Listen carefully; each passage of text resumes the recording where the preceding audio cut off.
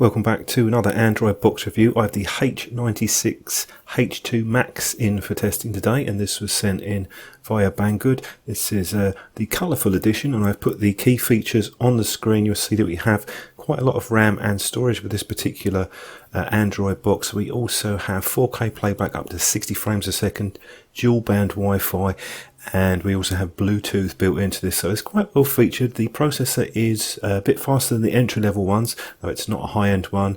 We have a front LED display, there's a protector on that, and just looking at the side, there's the SD card slot, 3 USB ports. The blue one is the USB 3, and looking at the back connectors, there's your power input, Ethernet, HDMI out, there's an AV out, and a digital, as well as another USB, just a single USB 2 port, so 4 USB ports in total, and quite a bit of ventilation on the case. On the underside, you can see here we also have more slots for the air, and we've got these silicone pads, so pretty standard looking box apart from the funky colour on the top panel, and there is a protective film on that which you can peel off because it's glossy.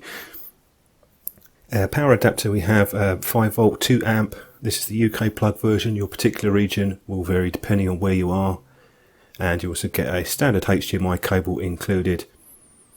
So nothing too outrageous on the bundle. It's pretty much the normal stuff that you get, and that includes the remote, which we'll have a look at in a minute. You do get a user manual just to give you a basic overview if you haven't used one of these boxes before. This is the remote. We've seen this quite a few times before, but it does at least allow you to program the TV functions such as the volume and the AV input, and on the back it shows you how to do that. So it's an improvement over the standard one a few years ago, though I would still suggest an Air mouse. This takes 2 AAA batteries, not supplied.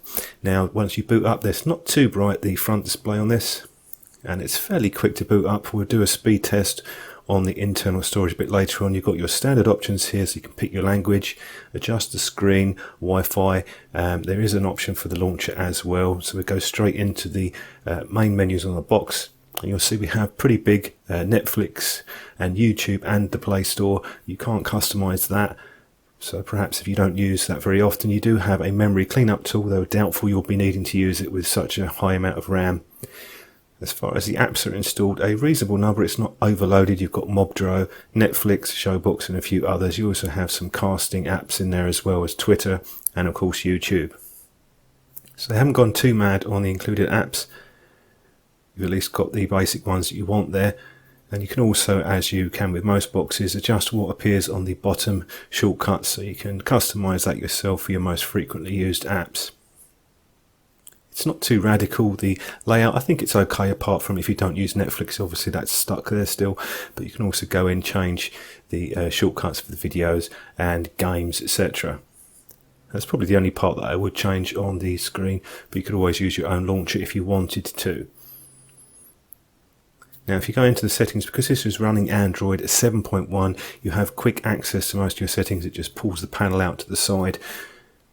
So you'll be able to go in and make some adjustments on that without actually diving into the full menu system. So that's a useful touch to have. It also has another setting here where you can tweak the color balance and the image display, the saturation and the contrast. As we have so much storage, I really don't think most people are going to be using the SD card slot, but we will be doing a test on that as well later on. There's no system updates at the time of testing. Whether or not there will be, it will be hard to say. Some of these boxes, they just don't update them. That's just the way they go. So as far as if you wanted to go into the main deeper menu system, you can just go into that. Although really, to be honest, it's very rare that you would need to do that. The flip out menu system on the side works quite well. If you're going to be using an Air mouse, which you don't get supplied, then I suggest using the navigation bar. That makes things a lot easier to use. Or if you're using one of those touchpad keyboards, it'd be nice if they included them, but they just don't seem to on most of the boxes, apart from the higher end ones. Now, Kodi is installed, and you do have a reasonable number of streams included. It's not completely loaded up, but there are some of the more common ones there. Some of these work, and some of them will need to update when you connect to the internet. That's just the way Kodi works. So if you want to tweak around with that, there's quite a few guides out there to do that. Now, we'd also have Bluetooth with this, and I tested this. I have some speakers which I use on my desktop. You see them coming up, the Yamaha ones there. No problems at all with the Bluetooth. That worked perfectly fine. So it could be useful for streaming music as well as transferring files. and you can see here with the navigation bar, it's also handy to get rid of apps, clean that up, or switch to different apps that you're using. So very much recommended if you are using an Air mouse. So on to some of the benchmarks. This is the bonsai test that I do. This tests the 3D performance of the box.